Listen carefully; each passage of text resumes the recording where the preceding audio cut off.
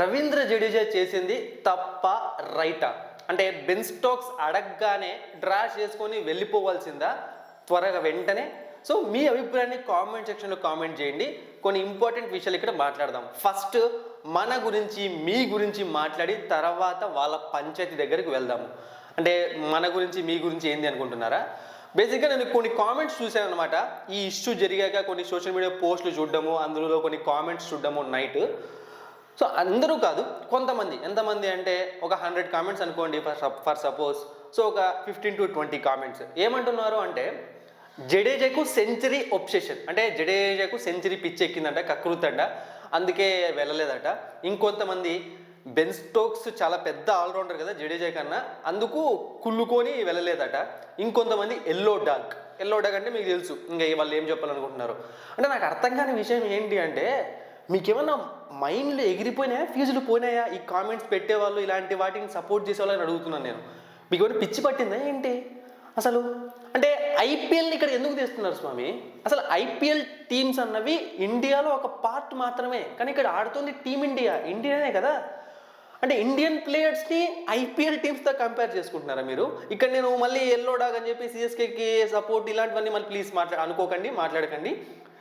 అది ఇదే సేమ్ హేటే విరాట్ కోహ్లీ పైన వస్తుంది, రోహిత్ శర్మ పైన వస్తుంది, ఎంఎస్ ధోని పైన వస్తుంది, రవీంద్ర జడేజా పైన వస్తుంది, ఎవరి పైన వస్తుంది. అదేంటి అంటే టీమ్స్, వాళ్ళు ఆడే టీంకి ఇంకొక ఆపోజిట్ టీం టాప్ టీం ఏది ఉంటుందో వాళ్ళ లైఫ్లో ఏది జరిగినా కూడా ఇదే ఉంటుంది. కావాలంటే చెక్ చేసుకోండి, మీరు వెళ్ళి చెక్ చేసుకోండి కామెంట్స్. వాళ్ళ లైఫ్కి సంబంధించినవి సంబంధించిన ఏ ప్లేయర్ అయినా సరే కింద IPL team opposite team fans ఖచ్చితంగా తిడుతూనే ఉంటారు.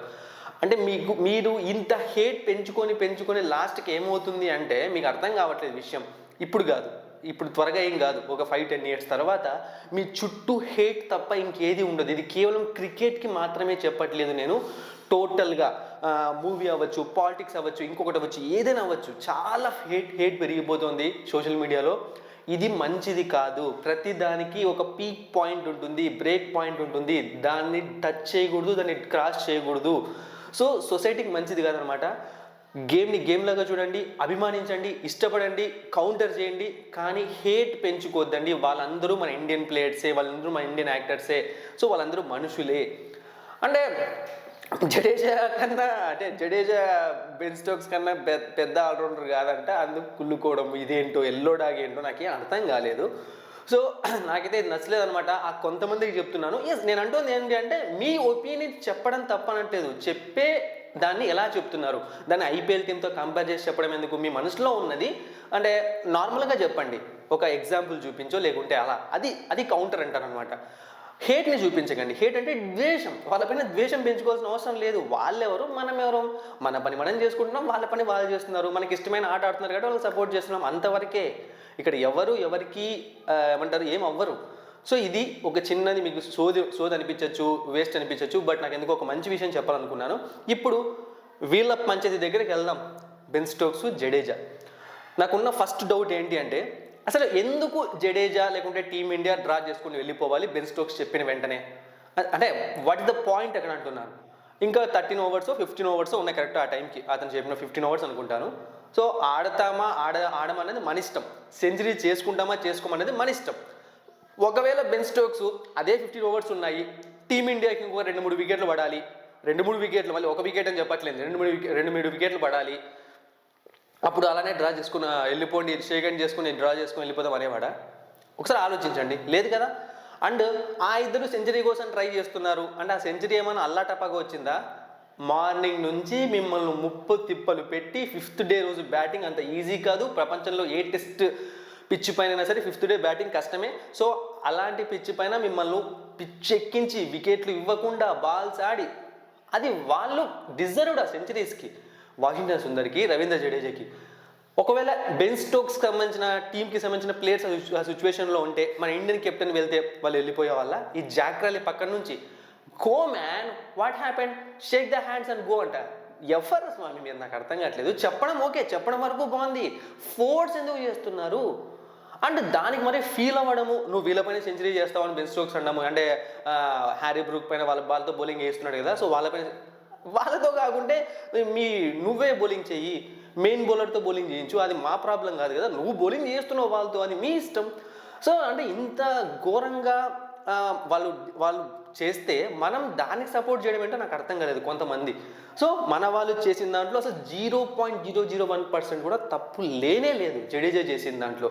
ఎందుకంటే వాళ్ళు కష్టపడ్డారు, ఓడిపోవాల్సిన గేమ్ అది టీమిండియా. అలాంటి గేమ్లో వాళ్ళు నిలబడి టీమిండియా నిలబెట్టి డ్రా చేశారు, సిరీస్లో మనల్ని బతికించారు. ఒకవేళ ఓడిపోయింటే సిరీస్ అయిపోయింది, మన చేయి దాటిపోయేది. 5th టెస్ట్ మనం నామకే వాస్ మాత్రం జస్ట్ ఆడేవాళ్ళం అనమాట.